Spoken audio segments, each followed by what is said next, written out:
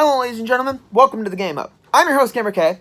It's been a long and relaxing summer for me. I'm glad I took the hiatus from the whole summer doing videos, just to kind of refresh, come up with new ideas, spend some quality time, and not stressing out about getting it done in time. And also, like I said, coming up with new ideas takes time, so that's why I took the hiatus. And again, just to refresh. So for any of those who knew I was gone, or, some who didn't, doesn't matter. I'm starting off my videos again with a new DLC review, and I'm not looking forward to it. As you can tell by my shirt, what I'm talking about... Okay, yes, a good number of people did not like Assassin's Creed 3. Mostly because of how bland Connor was, how uninteresting some of the missions were, something like that. But I kind of liked it because of the Templars in this series. These were some of my favorite Templars in the entire Assassin's Creed season. And in the future, if I ever get desperate enough to go through every single game and do a top 13 Templars list, maybe I should. But enough about the good stuff. We're here to talk about bad DLC. And for those of you who are thinking from Assassin's Creed 3 what it could be, well, it could only be the Benedict Arnold missions that came out after the game was released. So, let's get down to it, ladies and gentlemen. Starting off, the Benedict Arnold DLC happens after missions sequences 10 and 11. So basically, you'll play this you'll unlock it at the end of the game if you bought the DLC pack, which the DLC came out in October 31st, 2012. So that's a good 7 years ago. And oh dear God, was it not worth it. The price at the time was $7.53.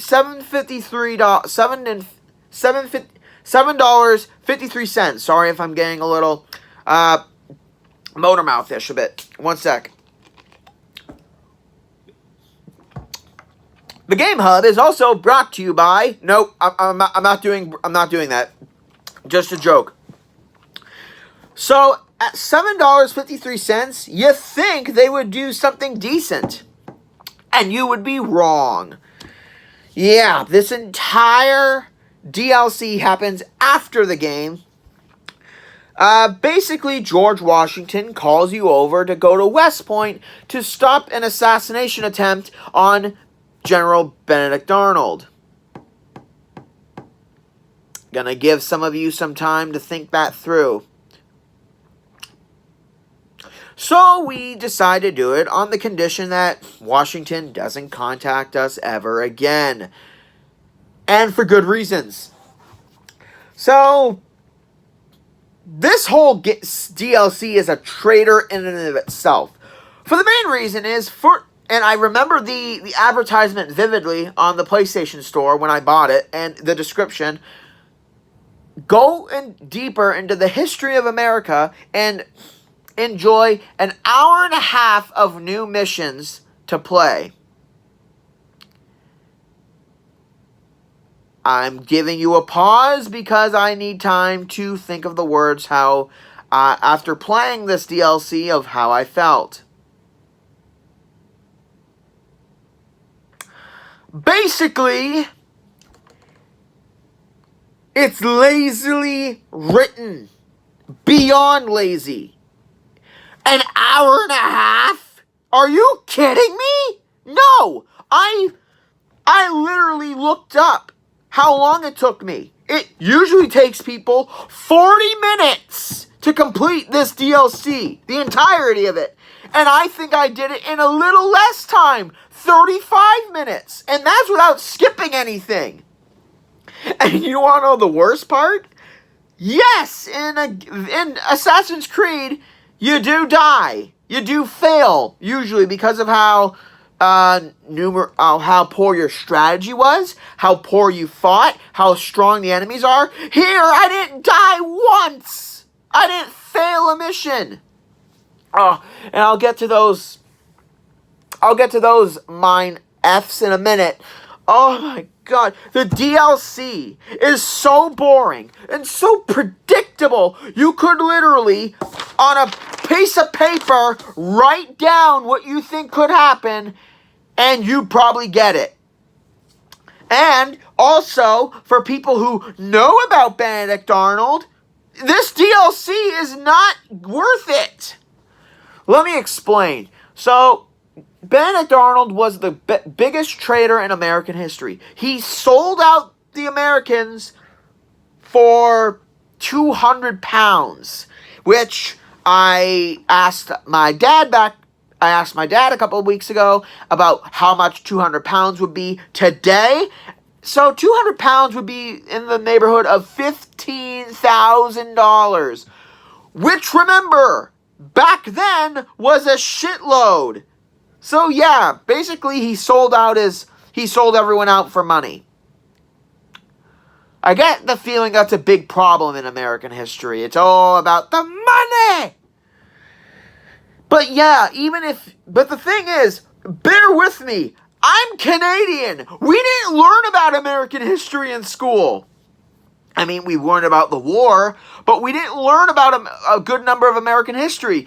Do you know how I know that Benedict Arnold was a traitor before playing this game? Guess how? Fairly Odd Parents. That's right. A kid's show taught me about the American traitor before this game even existed. That's right, because in an episode, they did a time travel episode, and Benedict Arnold was trying to sign the Declaration of Independence in Washington's stand, and they literally say he's a traitor. So, even if you're not American, if you've watched Fairly Odd Parents, you know what's gonna happen here. Oh my, I haven't even gotten to the gameplay yet. This infuriates me. So at the end of this video, I'm going to tell you guys how this could have been better. Okay, it couldn't be amazing, but it could be better. So, to start off, we get 4 missions here. 4 freaking missions that aren't even an hour. And I played DLC where it's a single mission, and it takes me longer to do it because of the difficulty, because of the unique, intricate gameplay mechanics they add. They don't add anything! Like, the Tyranny of King Washington, that DLC I'll get to when I get to it, they at least add, like, a new abilities for you to use. But they don't add anything in this. So it's basically a generic mission that they sold out differently. I'm getting a headache just talking about this. That's how terrible this is. So, what do these missions consist of? Well, if I remember correctly, you have to locate spies among the blue coats, take them out as discreetly as you can, and then find Benedict Arnold, and then he has you do a whole bunch of stupid tasks. We're an errand boy for the world's biggest traitor. And then, I know what you're thinking. What do these missions entail? They entail you moving crates, and then seeing a spy, you run and catch him, and then give him to the Americans. And then you move gunpowder around the fort. And then you eavesdrop. And then you tail the said spy, and you watch him get into a red coat. And then we find out that Arnold is a traitor. Then we go to him, and then we're being attacked by the British. So it's a long slaw of fighting redcoats, making sure that the fort isn't destroyed or whatever. And it ends with Arnold escaping. That's the entire DLC, ladies and gentlemen. I'm not even 15 minutes into this video, and I'm done talking about the DLC. I'm done telling you what happens. Oh. Okay. Here's how this DLC could have been a little bit better. Imagine if Benedict Arnold was a traitor, but through finding out what he's doing, we find a bigger Templar plot where Benedict Arnold is essential. So instead of letting him know that we know he's a traitor, we could have allowed this to continue, giving us like maybe 3 new Templars to take out and that White Room scene that I really love whenever we kill an enemy, whenever we kill a main enemy. I think that would have been better. Like, Benedict Arnold's plan involves 3 different Templars that are based in the frontier, in Boston, and in New York. So at least we get to travel more and do extra missions to stop his network of spies and resources. This would have been a far better DLC, and Benedict Arnold would still be the main focus. I'm starting to think that back in the day, Ubisoft didn't really have a handle on DLC, and it wasn't until Syndicate that they got good at it.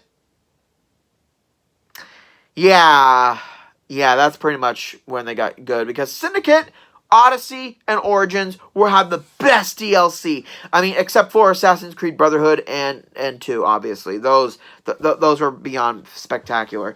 But as far as this goes, there's nothing innovative. It's boring as all hell and cliched beyond belief. We literally find out about the spies by accident during the missions. When your entire story is based on you discovering it on coincidences and dumb luck, that's a clear sign that you really need to put more thought into it. So, for those reasons, and many more I don't want to discuss, this DLC is the lowest of the low in terms of Assassin's Creed. GamerK's final verdict for the Benedict Arnold mission DLC is a 3 out of 10. It would have gotten a 4 if they had, more innovation to it with, like what I said, have it be a longer story and have it take place in every other area in the frontier. Like a good number of DLCs do. You go everywhere pretty much. And you take out more, you develop more story a little bit with what had Benedict Arnold betray America for, how the Templars got to him. That would have been interesting to tell. But the Templars aren't even present in this. I mean, yeah, I know we take them out way before this DLC starts, but at least there could be like some stragglers that we don't know about. Oh my god. I feel like my throat's on fire because I've been yelling so much. This is why doing bad lists really gets my blood going, and this is why I always need a drink at hand. So, that's it for this week. GamerK's back now. And coming next week, I'm remembering what I have to review, and bear with me, people. Bear with me, please. I mean, maybe this fairy tale might have a happy ending? Or probably not. This is GamerK.